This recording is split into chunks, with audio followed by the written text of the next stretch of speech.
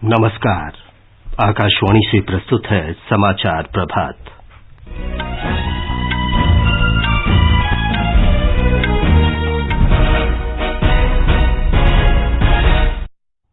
पूर्वोत्तर अरब सागर में भीषण चक्रवात बिपरजॉय पश्चिमोत्तर की ओर बढ़ा। मौसम विभाग ने आज और कल पूर्वी मध्य और पूर्वोत्तर अरब सागर में मछली पकड़ने की कार्रवाई पूरी तरह से बंद करने को कहा।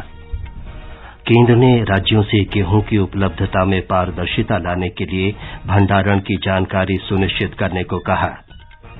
राष्ट्रीय सुरक्षा सलाहकार अजीत डोभाल ने अमेरिका के राष्ट्रीय सुरक्षा सलाहकार जे सुलिवान से द्विपक्षीय, क्षेत्रीय और अंतर्राष्ट्रीय मुद्दों पर बातचीत की। संयुक्त राष्ट्र महासचिव अंतोनियो गुतरश ने आर्टिफिशियल इंटेलिजेंस के दुरुपयोग की निगरानी के लिए एक अंतर्राष्ट्रीय संगठन स्थापित करने का आह्वान किया। राष्ट्रीय परीक्षा एजेंसी ने मेडिकल स्नातक प्रवेश परीक्षा नीट के परिणाम घोषित किए। 20 लाख से ज्यादा विद्यार्थियों ने परीक्षा में भाग लिया।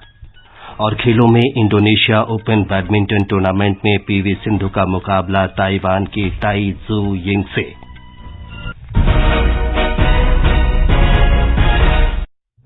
समाचार प्रभात के साथ मैं विमलेंदु पांडे। उत्तर पूर्व अरब सागर में आने वाला भीषण चक्रवाती तूफान बिपरजॉय पिछले 6 घंटों के दौरान 5 किलोमीटर प्रति घंटे की रफ्तार से उत्तर पश्चिम दिशा की ओर बढ़ रहा है। इसका केंद्र गुजरात में जखाऊ बंदरगाह से करीब 290 किलोमीटर दक्षिण पश्चिम, देवभूमि द्वारका के 300 किलोमीटर पश्चिम दक्षिण पश्चिम, नालिया के 310 किलोमीटर पश्चिम दक्षिण पश्चिम, पोरबंदर के 350 किलोमीटर पश्चिम और पाकिस्तान के कराची से 370 किलोमीटर दक्षिण दक्षिण पश्चिम में स्थित होगा। मौसम विभाग के महानिदेशक मृत्युंजय महापात्रा ने बताया कि तूफान बिपरजॉय के कल शाम तक उत्तर उत्तर पूर्व दिशा की ओर बढ़ने और सौराष्ट्र, कच्छ तथा जखाऊ बंदरगाह के पास गुजरात के मांडवी और पाकिस्तान में कराची के तटीय इलाकों को पार करने की संभावना है। इस भीषण चक्रवाती तूफान के कारण 125 से 135 किलोमीटर प्रति घंटे की रफ्तार से तेज हवाएं चल सकती हैं, जो बढ़कर 150 किलोमीटर प्रति घंटे तक पहुंच सकती हैं। 14 मॉर्निंग से ये नॉर्थ ईस्ट वार्ड गति करेगा। जब ये नॉर्थ ईस्ट गति करेगा तब 15 तारीख सुबह ये सौराष्ट्र कच्छ कोस्ट के आसपास होगा और इसके प्रभाव शुरू हो जाएगा। कच्छ डिस्ट्रिक्ट है और रेडियन डिस्ट्रिक्ट जो है इसके ऊपर ज्यादा असर होगा हेवी रेनफॉल से, विंड से और स्टॉर्म सर्ज यानी टाइडल वेव से, यानी स्लाइटली वीकनिंग होगा और फिर भी ये एक वेरी सीवियर साइक्लोन स्टॉर्म जैसे तट को पार करेगा तो इसका डैमेजिंग पोटेंशियल एक्सटेंसिव हो सकता है। इस तूफान के कारण कच्छ, देवभूमि द्वारिका, पोरबंदर, जामनगर, राजकोट, जूनागढ़ और सौराष्ट्र के मोरबी जिले में आज अलग अलग स्थानों पर भारी वर्षा से बहुत तेज वर्षा होने की संभावना है। कल बारिश की रफ्तार और तेज होने के आसार हैं। पोरबंदर और देवभूमि द्वारका जिले के तटीय क्षेत्रों में 65 से 75 किलोमीटर प्रति घंटे की गति से तेज हवाएं चल रही हैं, जो 85 किलोमीटर प्रति घंटे रफ्तार तक बढ़ सकती हैं। कल इन हवाओं की रफ्तार बढ़कर 125 से 135 किलोमीटर प्रति घंटा और अगले 12 घंटे 150 किलोमीटर प्रति घंटे की रफ्तार से तेज हवाएं चलने के आसार हैं। कल शाम तक उत्तर पूर्व और उससे सटे पूर्व मध्य अरब सागर में समुद्र की स्थिति असामान्य रहेगी। इसके अलावा उत्तर पश्चिम अरब सागर और पूर्व मध्य अरब सागर के बाकी हिस्सों में समुद्र की स्थिति बहुत खराब रहेगी। सौराष्ट्र और कच्छ के तटों के साथ आज समुद्र की स्थिति खराब से बहुत खराब रहने की संभावना है और हालात कल शाम तक उच्च से असाधारण रहने की संभावना है। चक्रवात से लगभग 2 से 3 मीटर ऊपर की तूफानी लहरों के टकराने से कच्छ, देवभूमि द्वारिका, पोरबंदर, जामनगर और मोरबी जिलों के निचले इलाकों में बाढ़ आने की संभावना है।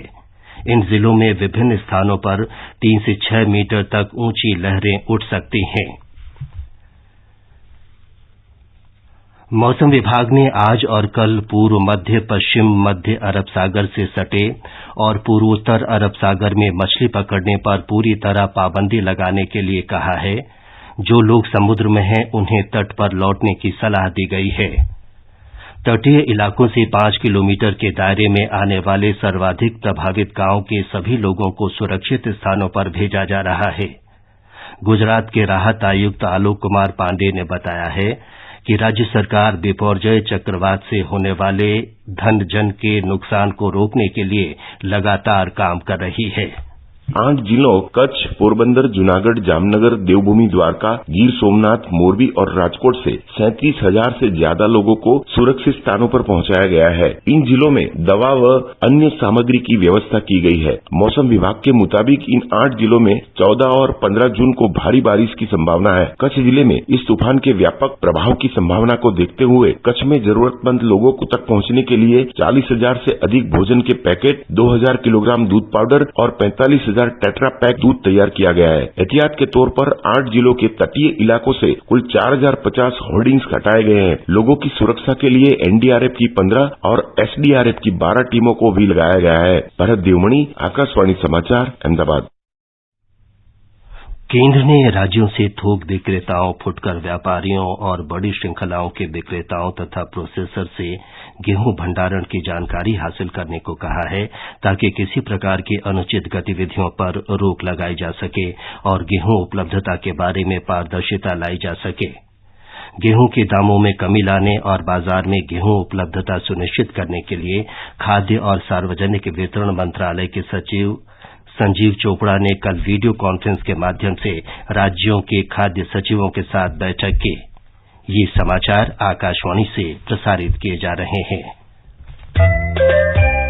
जरा गौर से सुनिए, अपने एडवांस टैक्स की आखिरी किस्त 15 मार्च 2023 या उससे पहले अवश्य जमा करें। समय पर अपने अग्रिम कर का भुगतान करके आप न केवल वर्ष के अंत में एक बड़े कर भुगतान का बोझ कम करते हैं, बल्कि देर से भुगतान के लिए ब्याज और दंड से भी बचते हैं। आपके द्वारा जमा किए गए कर की राशि देश के बुनियादी ढांचे को मजबूत बनाने, शिक्षा, सामाजिक योजनाएं व देश की सुरक्षा और स्पेस कार्यक्रम जैसे महत्वपूर्ण कार्यों को अंजाम देने में काम आती है। तो फिर देर न करें, आज ही अपना एडवांस टैक्स जमा कराएं। प्रत्येक आयकरदाता एक राष्ट्र निर्माता।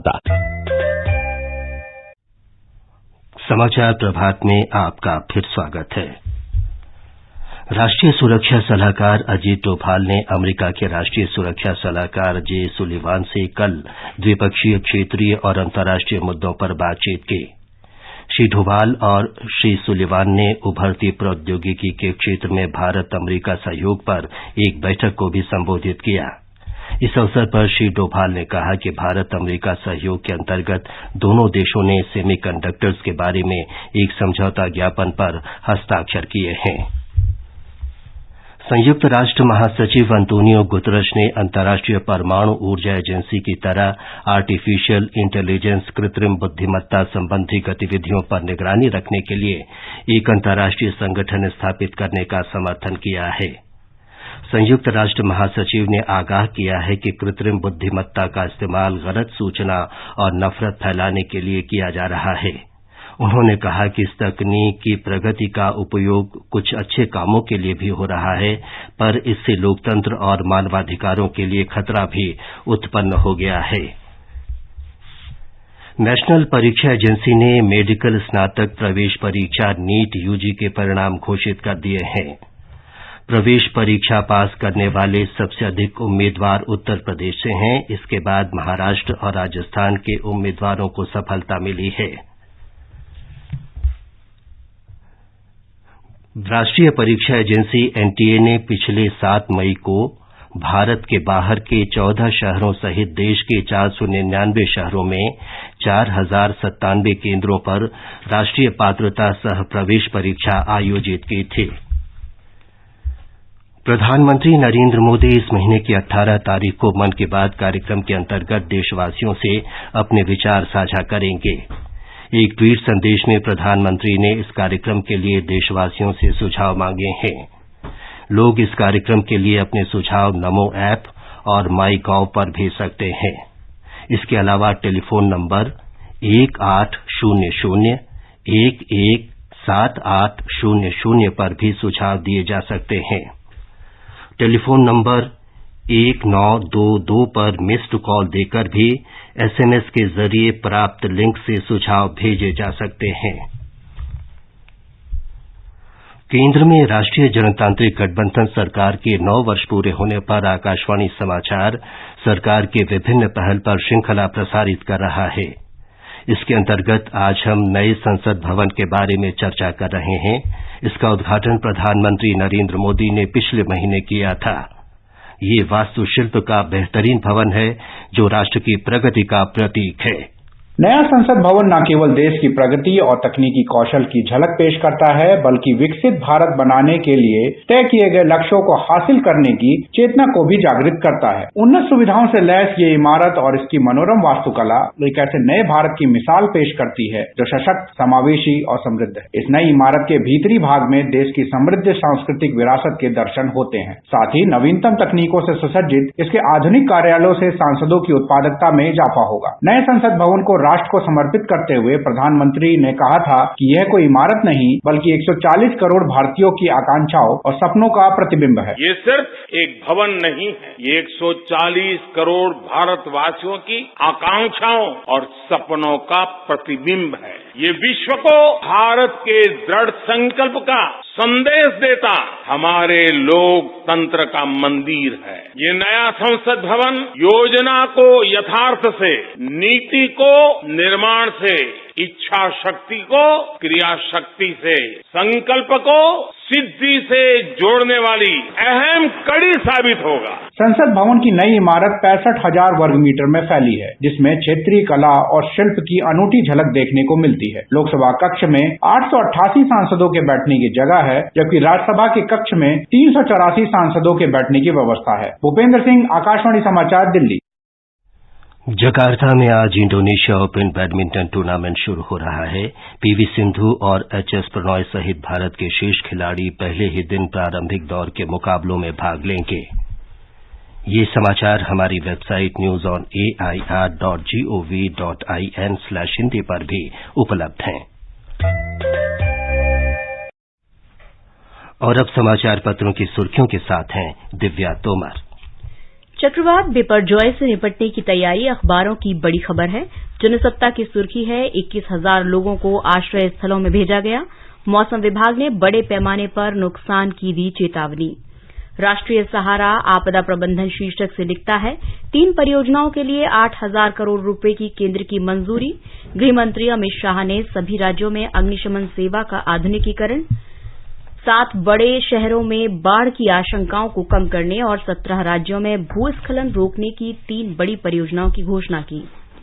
रोजगार मेले में प्रधानमंत्री का बयान अखबारों के मुख्य पृष्ठ पर है।